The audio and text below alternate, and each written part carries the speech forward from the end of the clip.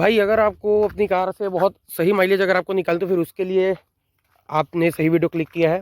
तो मैं आपको बताता हूँ कि आपको अच्छा माइलेज कैसे इस गाड़ी से मिल जाएगा, इसी गाड़ी से कि किसी भी गाड़ी से। आपको जनरली करना क्या है, जो आपके कार का फर्स्ट गियर होता है, जैसे मैं आपको अभी करके भी दिखाऊंगा, जो आपके कार का फर्स्ट गियर होता है उसको आपको करना क्या है, केवल और केवल फर्स्ट गियर आपको क्लच छोड़ने के लिए चाहिए। जो आपका फर्स्ट गियर है उसको आप खाली कार को चलाने के लिए, आगे बढ़ाने के लिए करो, लेकिन उसके तुरंत बाद आप इस कार में से सेकेंड गियर लगा दो, तो फिर आपका जो माइलेज है वो सही रहेगा। और आपका जो कार का आरपीएम है, जैसे आरपीएम मीटर होता है, इस आरपीएम मीटर को हायर मत जाने दो, मतलब 2 से नीचे में ही आप अपने कार का जो गियर है वो आप चेंज करो। जैसे अभी मैं आपको इसको भी करके बताऊंगा, कंप्लीट करके दिखाऊंगा। और आपको अपनी गाड़ी की स्पीड करना क्या है, जैसे आपकी गाड़ी का स्पीडोमीटर है, इसमें आपको 60 से 80 के बीच में ही अपने कार का जो स्पीड है उसको आपको रखना है। जैसे मेरा ये गाड़ी है 18.7 का माइलेज दिखा रहा है, और आराम से माइलेज को मैं 20-22 तक अभी करके भी आपको दिखाऊंगा। 20 से 22 तक ये माइलेज जो इस कार का है वो चला जाएगा, इजीली देख लेना आप। और इसको छोड़कर अगर आपके पास ऐसी कार है जिसमें मारुति का ऐसा कार है जिसमें मारुति ये वाला इंस्ट्रूमेंट क्लस्टर देती है ऐसा, तो फिर ये वाला इंस्ट्रूमेंट क्लस्टर जो होता है वो आपको अपने कार का माइलेज मतलब इंक्रीज करने में काफ़ी ज़्यादा हेल्प करता है। वो भी कैसे बताता हूँ। इस कार में क्या है ना, ये वाला इंस्ट्रूमेंट क्लस्टर है, इसको आप जनरली ऐसा साइड करो तो इसमें जाओगे तो फिर आपके सामने ऐसा कुछ इंटरफेस आ जाएगा। और जैसे आप अपना कार को चलाओगे तो फिर ये आपको इंस्टेंट फ्यूल इकोनॉमी दिखाएगा कि इंस्टेंट आपकी कार कितना माइलेज दे रही है। तो आप क्या करोगे, ये जो है आप कार चलाओगे तो फिर 20 से 30 के बीच में ही उसका जो आता है सब येलो कलर का आगे बढ़ता है, 20 से 30, ये देख सकते हो 20 से 30 के बीच में आप उसको रखोगे तो फिर आपके कार का जो माइलेज है वो आराम से 20+ आ जाएगा। अब चलो मैं इस कार को आपको चलाकर दिखाता हूँ कि कैसे करेंगे। जैसे इसको मैंने स्टार्ट किया, सीट बेल्ट सेफ्टी ज़रूरी है।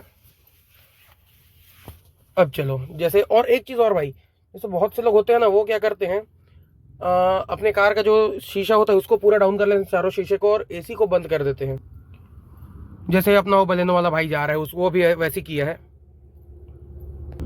और एसी बंद कर देते हैं, शीशे डाउन कर देते हैं, और समझते ये हैं कि उनके कार का जो माइलेज है वो बहुत ही ज़्यादा इंक्रीज हो गया। लेकिन भाई ऐसा नहीं है, क्योंकि अगर आप शीशे को नीचे कर दोगे, एसी बंद कर दोगे, तो फिर जो बाहर से हवा आ रही है आपके कार में एंटर करती है और आपके कार का एरोडायनेमिक्स काम करता है।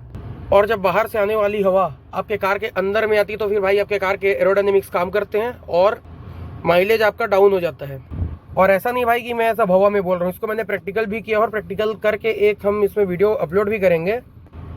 नॉन एसी मेरे को 19.7 के आसपास का माइलेज मिला था, 19.5 19.7 ऐसा कुछ था।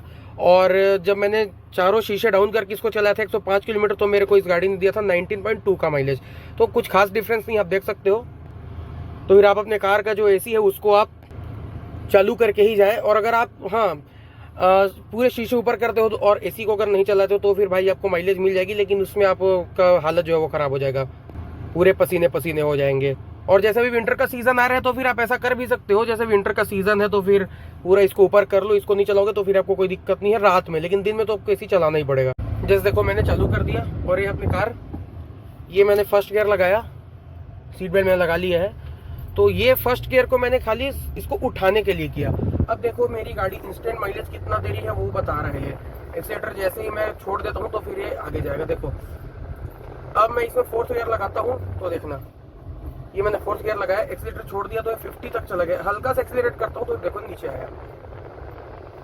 अभी मेरी गाड़ी इजीली 20 का इंस्टेंट माइलेज दे रही है।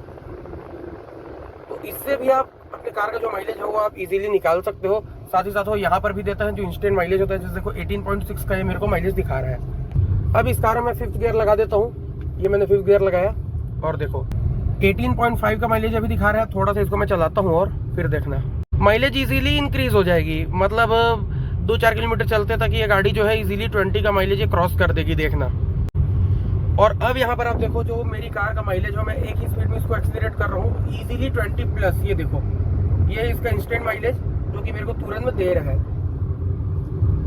हाँ अब देखो तुरंत में मेरे को 20 से 30 देख सकते हो आप, मतलब इतना का माइलेज ये गाड़ी मेरे को अभी दे रही है कंटिन्यू।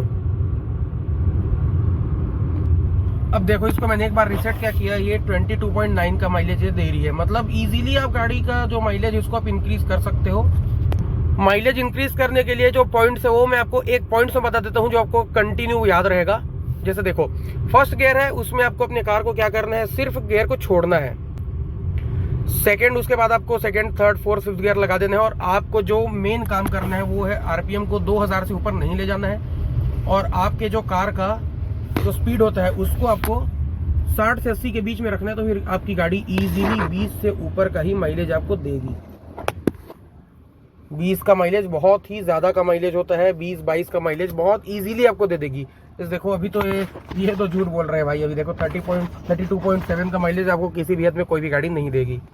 तो फिर ये 30.9 का माइलेज, ये तो भाई झूठ है। लेकिन हाँ, अगर आप मैंने जो आपको बताया, जो पॉइंट्स मैंने आपको बताया कि आपको 2000 से ऊपर आरपीएम नहीं ले जाना है, 60 से 80 के बीच में स्पीड रखनी है और जो फर्स्ट गियर है उसको आपको मतलब एक्सीलरेटर भी ज़्यादा नहीं करना है एक्सीलरेट, तो फिर भाई गियर आप ज़्यादा चेंज नहीं करोगे तो फिर आपकी गाड़ी का माइलेज जो है वो काफ़ी सही आपको मिल जाएगा।